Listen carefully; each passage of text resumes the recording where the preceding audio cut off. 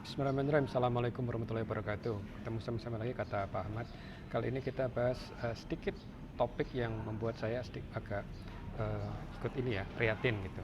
Jadi kita sudah mendengar dari beberapa berita ada beberapa hal yang menjadi catatan terkait dengan Pilpres kemarin. Jadi ini bukan terkait dengan untuk mengajak milih paslon tertentu, tetapi saya sebagai seorang tua dan saya juga sebagai pendidik itu punya satu catatan ya terkait dengan apa itu etika gitu ya, dan ini sudah diangkat, bahkan ada indikasi 3 pelanggaran etika yang menyangkut paslon tertentu.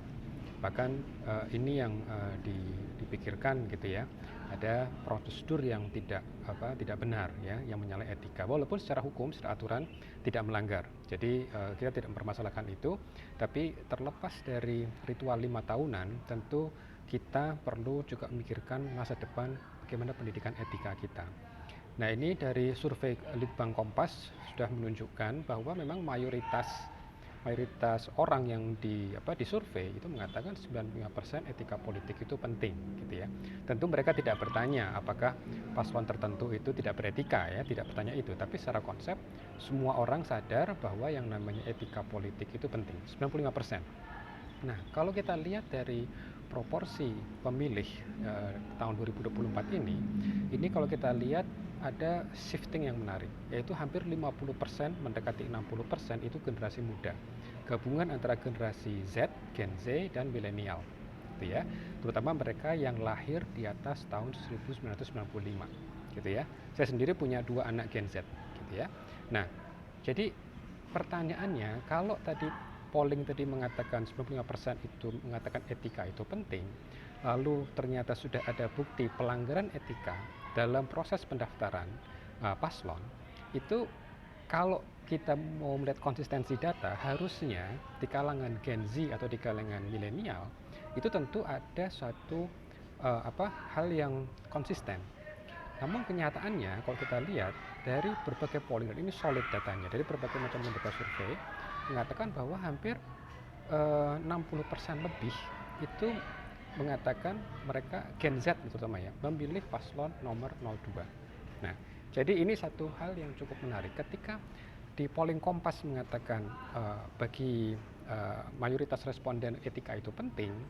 Artinya seharusnya berarti bagi paslon yang terindikasi ada pelanggaran etika itu kan tidak tidak akan setinggi ini gitu kan. Ini tinggi sekali, 60%, bahkan 2 kali lipat daripada paslon yang lain gitu ya.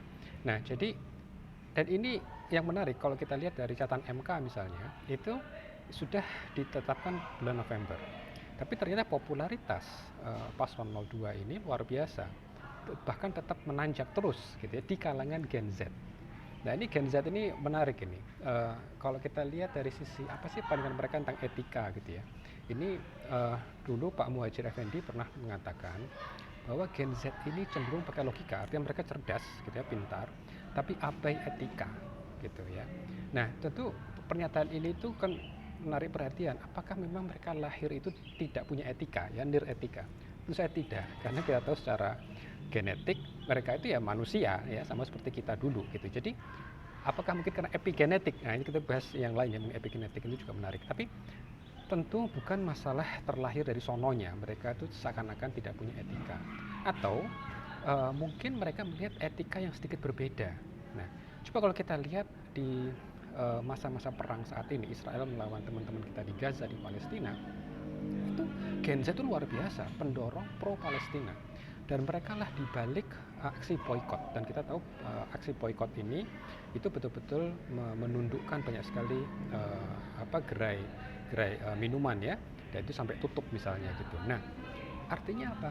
Saya tidak yakin bahwa Gen Z ini tidak punya etika. Mereka paham etika, tapi mungkin apa yang mereka pahami mengenai etika itu sedikit berbeda dari apa yang kita ketahui. Jadi kalau kita mau sadari dulu, jadi walaupun secara biologi mereka itu sama seperti kita semua, tapi mereka adalah digital native. Artinya apa? Kalau kita kayak saya ini kan masih belajar, ikut gitu kan, belajar internet gitu kan, pakai gadget gitu. Mereka tuh lahir itu sudah kenal dengan internet, dengan gadget. Nah, jadi artinya apa? Mereka itu mendapatkan banyak sekali informasi, dan mereka bisa mendapatkan yang disebut dengan alternative truth, kebenaran alternatif.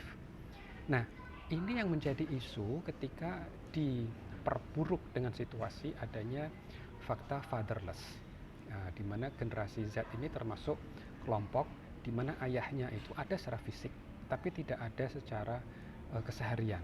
Makanya kalau kita lihat salah satu paslon dia masuk ke TikTok misalnya, itu kan dipanggil seperti abah gitu kan, seakan-akan mereka itu merindukan figur ayah gitu ya.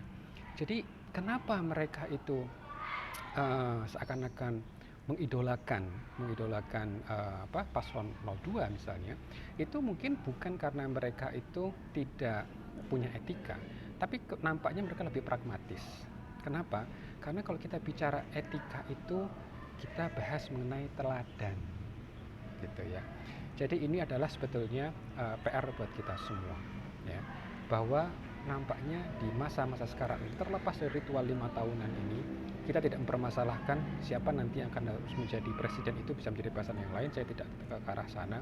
Tapi kita justru punya satu PR besar, yaitu bagaimana kita menjabarkan, mengkomunikasikan, berinteraksi dengan generasi Z ini. Karena apa? Mereka akan melihat, itu orang-orang penting juga kok, orang-orang penting saja melakukan itu. Jadi kenapa itu menjadi permasalah, gitu kan? Nah, disinilah pentingnya teladan. Teladan dari siapa? Ya dari kita-kita ini, yang akan mewariskan peradaban kita ke generasi berikutnya. Jangan sampai generasi berikutnya itu menganggap semuanya serba relatif. Ya, lama-lama yang namanya konflik kepentingan, mereka tidak paham lagi apa disebut dengan konflik kepentingan. Gitu ya. Padahal konflik kepentingan, memahami, identifikasi konflik kepentingan, bagaimana menghindari konflik kepentingan, itu adalah salah satu tonggak. Misalnya bagaimana mencegah korupsi. Jadi kalau banyak dari kita itu anti korupsi, tapi kita bahkan tidak paham apa itu konflik kepentingan, ya disitulah berarti kita punya masalah beretika. Gitu ya. Jadi rekan-rekan semua, saya juga perlu introspeksi juga gitu ya, karena bukan karena Gen Z-nya tidak punya etika, tetapi mungkin mereka belajar dari teladan yang mungkin kita juga yang berikan contoh yang tidak beretika. Baik, insya Allah ini bisa menjadi renungan. Assalamualaikum warahmatullahi wabarakatuh.